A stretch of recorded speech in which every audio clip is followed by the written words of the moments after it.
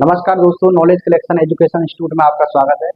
आज हम आपको परीक्षा की दृष्टि से अति महत्वपूर्ण राजकवियों के संदर्भ में पढ़ाएंगे। कौन कौन से राजकवि किस सम्राट के शासनकाल में हुए, उनकी कौन सी प्रसिद्ध रचनाएं थी। जो भी राजकवि मैंने लिखे हैं वह परीक्षा की दृष्टि से अति महत्वपूर्ण है और लगभग 20 से 25 बार या कहें और ज्यादा बार परीक्षा में रिपीटेड है और टीसीएस के फेवरेट प्रश्न है। हम बात करें सबसे पहले हरिशेन के संदर्भ में, तो हरिशेन चंद्रगुप्त जो गुप्त वंश के साथ समुद्रगुप्त जो गुप्त वंश के शासक थे, हरिशेन समुद्रगुप्त के दरबारी राजकवि थे और इन्होंने प्रयाग प्रशस्ति नामक लेख लिखा। कौन सा लेख लिखा? प्रयाग प्रशस्ति। प्रयाग प्रशस्ति किसकी रचना है? हरिशेन की। और यह किसके दरबार में थे? समुद्रगुप्त के दरबार में। समुद्रगुप्त के विजय अभियानों का उल्लेख इस प्रयाग प्रशस्ति में वर्णित है और इसके विजय अभियानों के कारण ही समुद्रगुप्त को भारत का नेपोलियन कहा जाता है। ठीक है। अगला बात करें पतंजलि। पतंजलि पुष्यमित्र शुंग के दरबार में रहते थे और योग से संबंधित इन्होंने प्रमुख जो पुस्तक लिखी उसका नाम है महाभाष्य। ऐसा मान सकते हैं योग का अष्टांगिक योग के रूप में संदर्भित जो विभाजन किया वह पतंजलि के द्वारा किया गया। आगे बात करें अश्वघोष। अश्वघोष कनिष्क के दरबार में प्रमुख राजकवि थे और अश्वघोष के द्वारा बुद्ध चरित नामक पुस्तक लिखी गई। आपने पढ़ा होगा कि जब चारों बौद्ध संगतियां हुई थी कुंडलवन में हुई थी। कहाँ पे? कुंडलवन। और कुंडलवन कहाँ पे? कश्मीर में। तो इस चौथे बौद्ध संगति में बौद्ध धर्म दो भागों में विभाजित हो गया, हीनयान और महायान। इस चतुर्थ बौद्ध संगति के अध्यक्ष कौन थे? वसुमित्र। और उपाध्यक्ष कौन थे? जो उपाध्यक्ष थे अश्वघोषी उस चतुर्थ बौद्ध संगति के उपाध्यक्ष थे, जो किसके शासनकाल में हुई? कनिष्क के शासनकाल में। तो ऐसा कह सकते हैं कि अश्वघोष किसके दरबार में राजकवि थे? कनिष्क। और इनकी प्रमुख पुस्तक क्या है? बुद्ध चरित्र। बात करें अगले बाणभट्ट। बाणभट्ट हर्षवर्धन के शासनकाल में हर्ष के प्रमुख राजकवि थे और इनकी प्रमुख रचना थी हर्षचरित। और एक और रचना थी हर्ष की, उसका नाम था कादम्बरी। क्या नाम था? कादम्बरी। कादम्बरी और हर्षचरित किसकी प्रमुख रचना है? बाणभट्ट की। बाणभट्ट के द्वारा लिखी गई थी। हर्ष के शासनकाल में हर्ष के राजकवि थे ये। आगे बात करें वत्सभट्टी। वत्सभट्टी कुमारगुप्त के शासनकाल में कुमारगुप्त के प्रमुख राजकवि थे। ठीक है। और इनके द्वारा मंदसौर अभिलेख का लेखन किया गया। किसके द्वारा? वत्सभट्टी। और इस मंदसौर अभिलेख में उल्लेख मिलता है कि नालंदा विश्वविद्यालय का निर्माण किसने करवाया? कुमारगुप्त ने करवाया। जो भारत का सबसे प्राचीनतम विश्वविद्यालय था वह कौन सा था? नालंदा विश्वविद्यालय। उसका निर्माण किसने करवाया? कुमारगुप्त ने।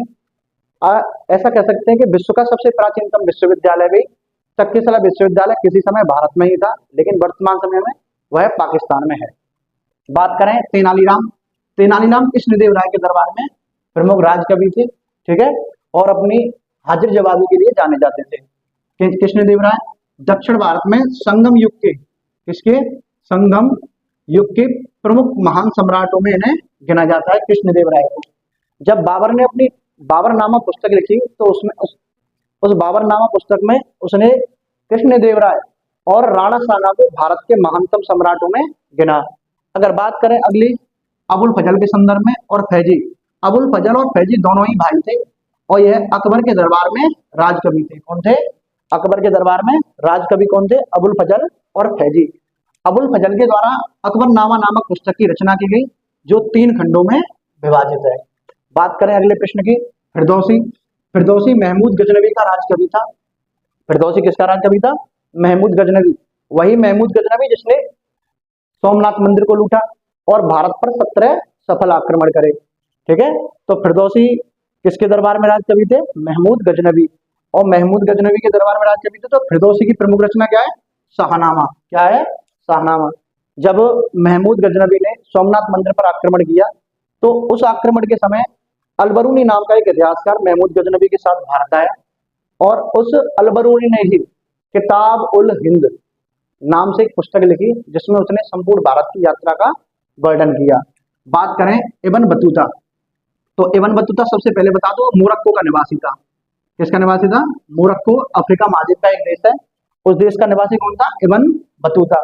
तो इब्न बतूता एमबीटी के शासनकाल में एक राजकवि या कहें दिल्ली के काजी के रूप में कार्यरत रहा और इसने भारत की यात्रा वर्णन रहला नामक पुस्तक में की। किसने किया? इब्न बतूता ने अपनी संपूर्ण भारत यात्रा का उल्लेख रहला नामक पुस्तक में किया ठीक है, इसे किताबुल रहला के नाम से भी जानते हैं। ठीक है, तो आगे बात करें चंद्रबरदाई। चंद्रबरदाई ज्यादातर जो कंपटीशन की तैयारी करते हैं, ऐसा कोई विद्यार्थी नहीं होगा जो चंद्रबरदाई से परिचित ना हो। चंद्रबरदाई चौहान वंश के शासक पृथ्वीराज तृतीय या पृथ्वीराज चौहान के राजकवि थे। ठीक है, और इनके द्वारा पृथ्वीराज रासो नामक पुस्तक लिखी गई। यह वही चंद्रबरदाई है जिन्हें हिंदी के प्रथम कवि के रूप में जाना जाता है, और यह पृथ्वीराज रासो वही पुस्तक है जिसे हिंदी की पहला ग्रंथ कहा जाता है या पहली पुस्तक कहा जाता है। ऐसा भी मानते हैं कि चंद्रबरदाई की मृत्यु हो गई तो उसके बाद पृथ्वीराज रासो को उसके पुत्र जल्लड़ ने पूरा किया। किसने किया? जल्लड़। चंद्रबरदाई का पुत्र कौन था? जल्लड़। उसी के द्वारा पृथ्वीराज रासो को पूर्ण किया गया। अगर बात करें अगली पुस्तक, अगले राजकवि के संदर्भ में, तो वो थे जयदेव। तो जयदेव बंगाल नरेश लक्ष्मण सेन, कहाँ के? बंगाल के शासक लक्ष्मण सेन के दरबार में प्रमुख राजकवि थे। कौन? जयदेव। और जयदेव की प्रमुख रचनाएं गीत गोविंद।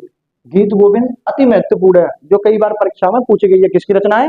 जयदेव की, गीत गोविंद। ठीक है, बात करें अगली रवि कीर्ति। तो रवि कीर्ति दक्षिण भारत के चालुक्य वंश हुआ था, दक्षिण भारत में चालुक्य वंश, उसके शासक थे पुलकेशन द्वितीय। तो पुलकेशन द्वितीय के राजकवि कौन थे? रवि कीर्ति। तो रवि कीर्ति के द्वारा एक अभिलेख लिखा गया, इसका नाम है ऐहोल अभिलेख। क्या नाम था? ऐहोल अभिलेख। यह वही ऐहोल अभिलेख है जिसमें उल्लेख मिलता है हर्ष को पुलकेशन द्वितीय के द्वारा नर्मदा नदी पर हराए जाने का। ठीक है, तो पुलकेशन द्वितीय ने, जो कन्नौज के शासक थे हर्षवर्धन, उन्हें नर्मदा नदी के तट पर परास्त किया। यह उल्लेख कहाँ पे मिलता है? ऐहोल अभिलेख में। और ऐहोल अभिलेख किसकी रचना है? रवि कीर्ति की। बात करें कालिदास की, तो ये वही कालिदास है जो चंद्रगुप्त विक्रमादित्य के शासनकाल में प्रमुख राजकवि थे। यह चंद्रगुप्त विक्रमादित्य गुप्त वंश के शासक थे और महान सम्राट समुद्रगुप्त के पुत्र थे। चंद्रगुप्त द्वितीय के नाम से भी जाना जाता है। यह वही चंद्रगुप्त हैं जिनके दरबार में नवरत्न रहते थे। क्या रहते थे? नवरत्न रहते थे। नवरत्न रखने की जो प्रारंभिक जो प्रचलन था वह चंद्रगुप्त विक्रमादित्य के द्वारा शुरू किया गया।